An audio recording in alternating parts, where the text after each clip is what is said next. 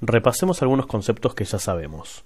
Una variable es un espacio en la memoria que tiene un nombre que lo identifica y permite almacenar un determinado valor, como podría ser la variable nombre y la variable apellido que guardan respectivamente Germán y Rodríguez. Sabemos que además de variables tenemos constantes, que técnicamente lo mismo, es un espacio en la memoria que almacena un determinado valor bajo un nombre referencial, con la diferencia que a lo largo del programa no cambia su valor. Las funciones también son un espacio en la memoria con un nombre que las identifica, pero a diferencia de la variable o la constante nos va a permitir guardar una secuencia de órdenes o una secuencia de instrucciones, más allá de que luego aprendimos que las variables pueden guardar los pasos de una función, porque en realidad para JavaScript todo es una variable. Pero vamos a agregar un nuevo concepto, que es el concepto de array, que también es un espacio en la memoria que vamos a declarar y que va a tener un nombre que lo identifica, como podría ser el listado de cursos, y esa variable tiene la particularidad de que va a permitir almacenar bajo ese nombre referencial más de un valor.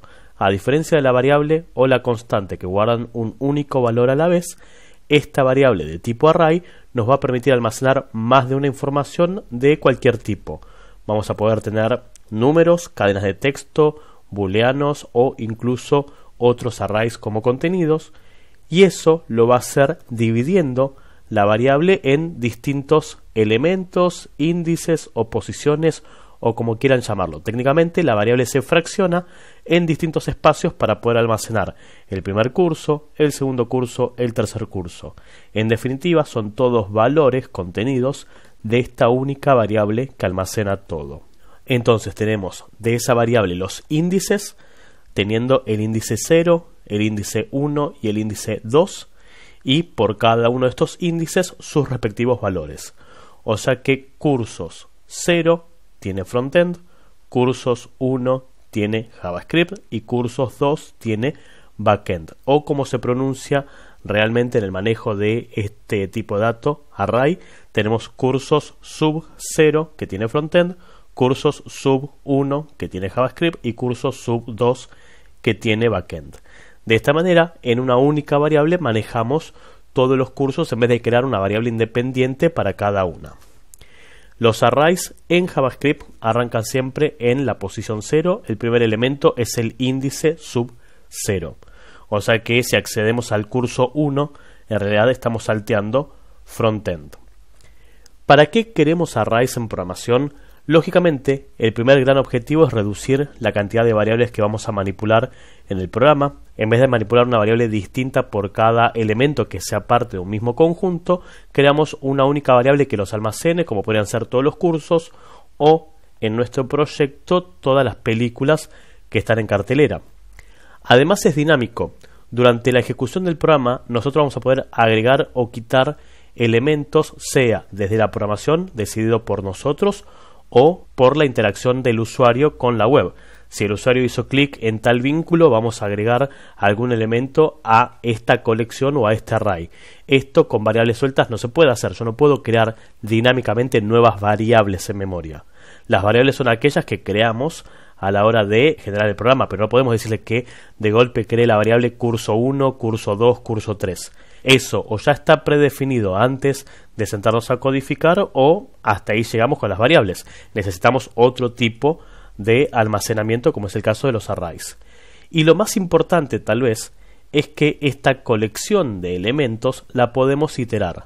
Le vamos a poder decir desde la programación que quiero recorrer todos los cursos que tengo almacenados, o todas las películas que tenemos, o podrían ser mismo las compras, todas las butacas que tenemos ya vendidas.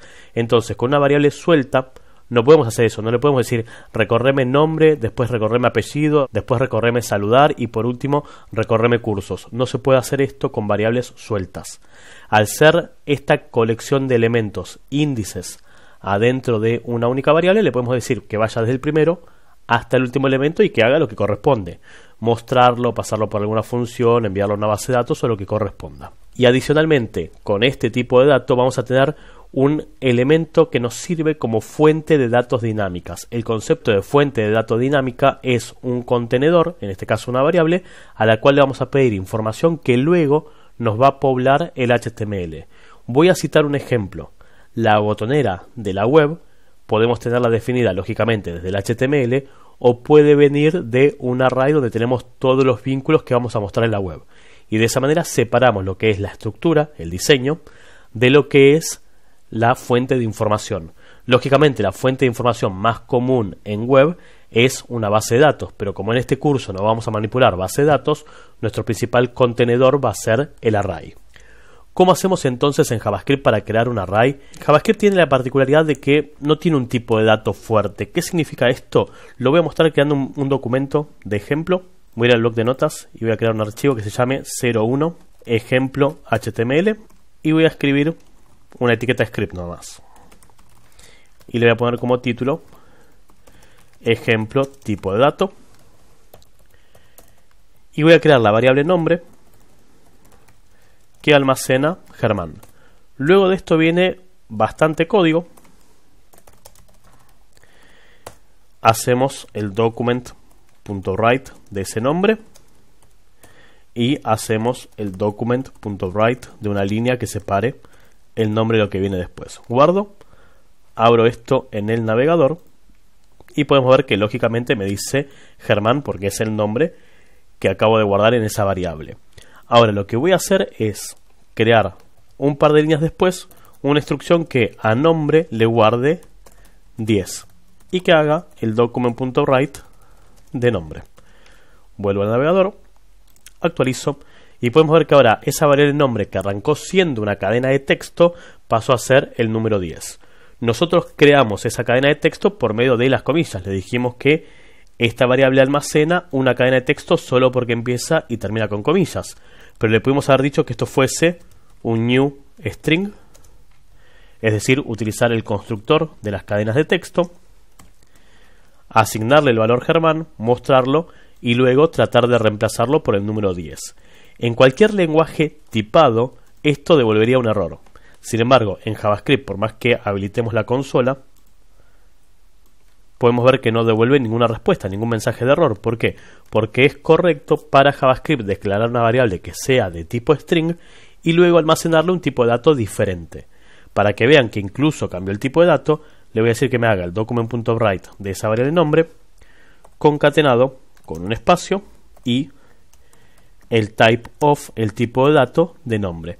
Esto mismo lo voy a hacer aquí. Entonces, muestro el nombre, un espacio y el tipo de dato de nombre. Lo cambio por 10, muestro nombre, un espacio y el tipo de dato de nombre. Vuelvo al navegador, actualizo, me dice que Germán es un object porque usé el constructor, hice un new string, pero luego ese object se perdió a cambio de un number.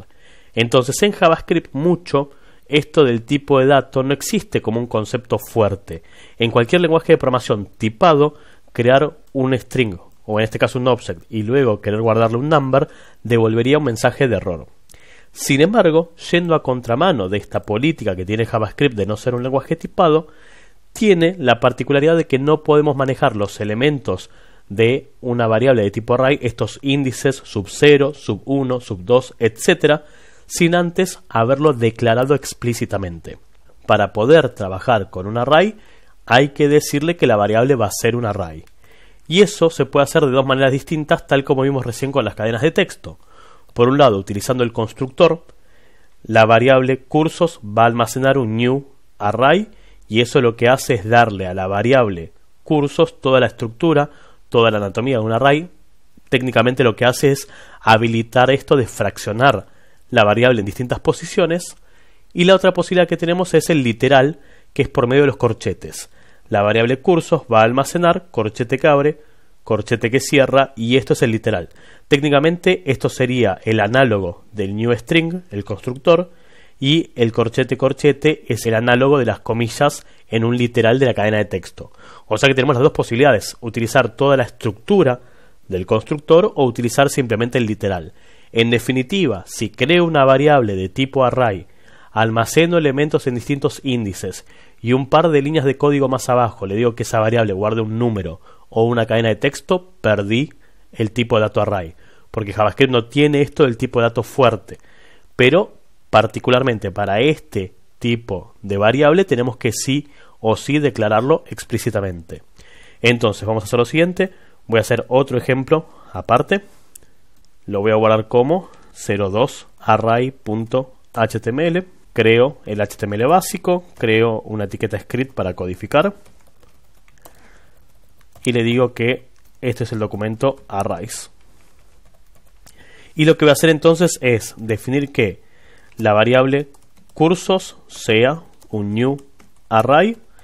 Esto es el constructor del tipo de dato array, y la variable profesores va a ser corchete, corchete.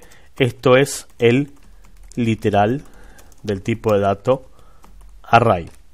Si hago un console.log de cursos y hago un console.log de profesores, abro esto en el navegador, habilito la consola, podemos ver que tenemos dos arrays entonces creados que no tienen ningún tipo de contenido, pero los dos crean una variable de tipo array. Ahora, hay que tener muy presente que si no le decimos a JavaScript que la variable cursos o la variable profesores es un array, vamos a tener una variable común y corriente y no vamos a poder manipularla con los índices de un array, porque si no va a cortar con un error sintáctico. Para indicarle el contenido inicial de este array, ya sea por medio del constructor o el literal, vamos a tener que aprovechar los paréntesis o los corchetes, según cuál de los dos métodos hayamos usado, y separar por coma los contenidos nuevos de esta variable, lógicamente respetando el tipo de dato. Si es una variable numérica no tendrá comillas, si es una cadena de texto debe tener comillas. Entonces voy a volver a nuestro bloc de notas y voy a definir entonces que la variable cursos es un new array, y separado por coma y entre comillas, porque son cadenas de texto, voy a definir frontend, web, mobile, JavaScript. Y lo mismo va a pasar con la variable profesores. Entre los corchetes voy a definir Germán Rodríguez, Javier La Rosa. Guardo, voy al navegador y actualizo, y podemos ver que ahora tengo un array con tres elementos: frontend, web, mobile y JavaScript, y tengo otro array con Germán Rodríguez y Javier La Rosa. Entonces podemos definir el contenido de esta manera, ya sea por el constructor o por el literal, lo que va a tener inicialmente ese array. Y como hicimos recién, podemos hacer un console.log de esa variable para ver todos los contenidos que tienen. Y el único escenario en el cual crear un array con contenido va a fallar, nos va a devolver un valor errático, es cuando inicialicemos la variable mediante el constructor, es decir, el new array, y su único contenido sea un valor numérico. Lo voy a mostrar, voy a crear una última variable de tipo array. Imaginemos que vamos a manipular también la cantidad de inscriptos o de cupos, los cupos que tenemos para cada curso. Y le digo que quiero hacer un new array. Imaginemos que para frontend tenemos 30 cupos.